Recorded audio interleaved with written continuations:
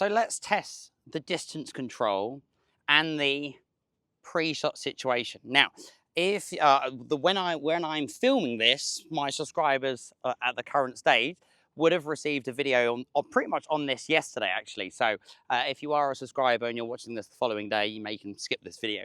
But if you're watching it for the first time or you've purchased it, then I'm very grateful.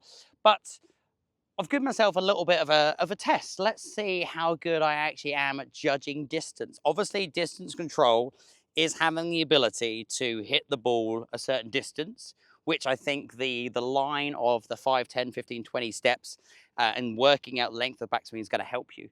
Then if you see what I've done here, I've already sort of pre-set it, where I've got my ghost holes down on the landing spots that I think are correct for the 4 shots that I've got here.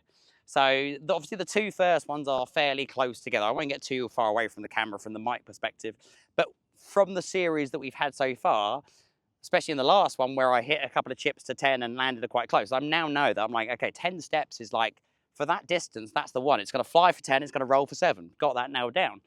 Then my 2 longer ones. So they're slightly different. I think my marker is actually a little bit too far to the right.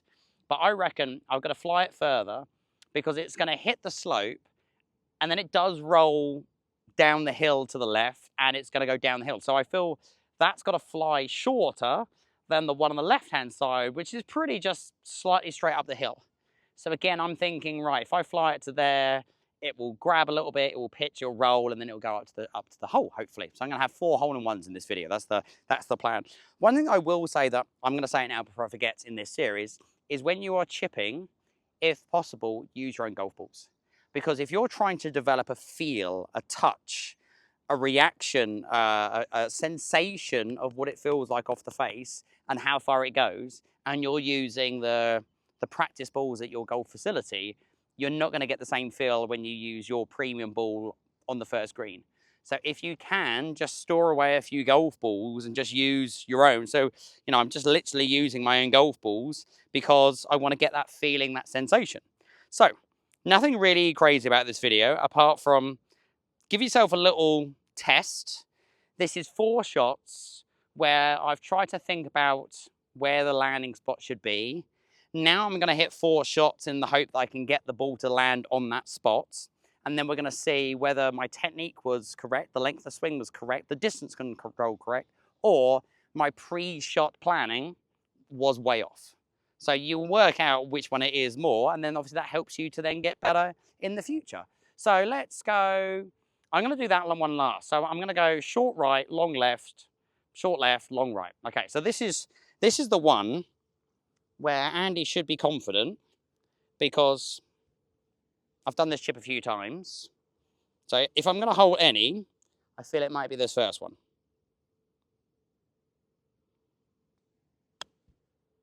But unfortunately, something happened where I must have tilted this way a little bit, which is definitely a fault of mine, and I caught the ground first. I could feel that. That was not a good strike.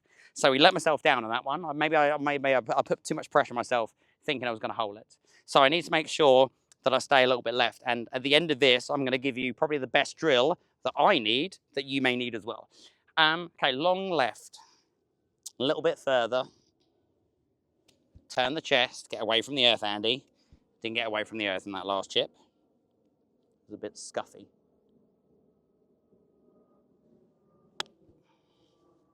Landing spot was good. Pre-shot wasn't quite great because it's gone too far. So my landing spot should have come a little bit closer. But the actual execution of the shot was great. So again, from a feedback perspective, the shot was good, the technique was good, the pre-shot was not very good. Then we're just going to go short left, which again is a similar. Oh, I'll show you the technique. So last one I caught a bit heavy.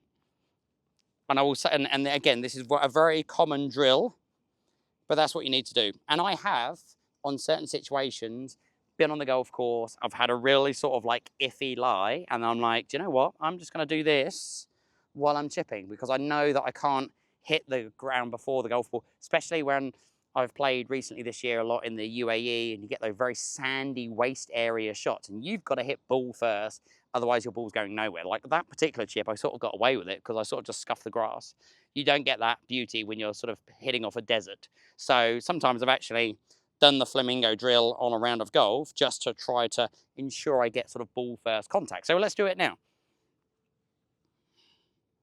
So another 10 step.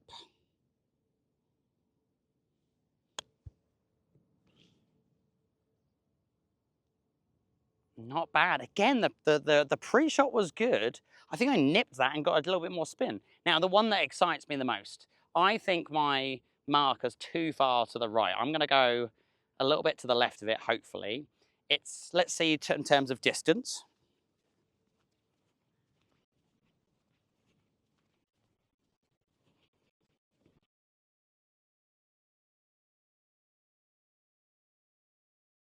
Up here.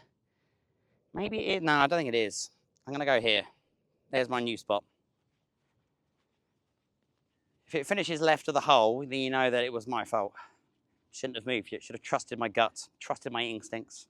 So 19 steps, 19 steps. Okay, so that was like what we did earlier in the series. Everything's the same. On that spot now, Andy.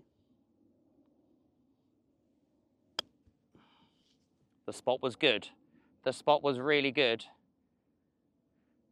It still finished right, so I didn't need to allow it to go so far. So that helps me because then I realised that I'm pretty rubbish at pre-assessing the situation because 3 out of the 4 were pretty good.